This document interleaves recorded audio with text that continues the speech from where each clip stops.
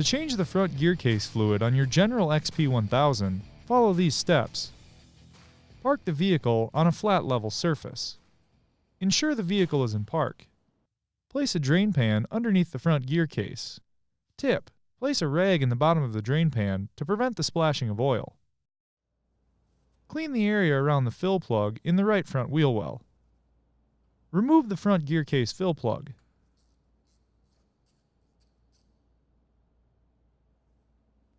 Clean the area around the drain plug. Remove the drain plug and allow the fluid to drain completely.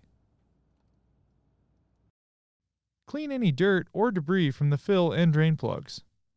Inspect the O-rings on both plugs and replace if necessary. Reinstall the drain plug and torque to specification. Fill the gear case through the fill plug hole until the fluid reaches the bottom of the threads and begins to spill out. Reinstall the gear case fill plug and torque to specification.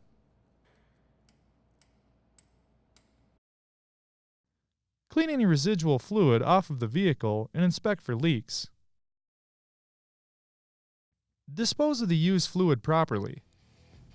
For more information, see your authorized Polaris dealer or visit Polaris.com.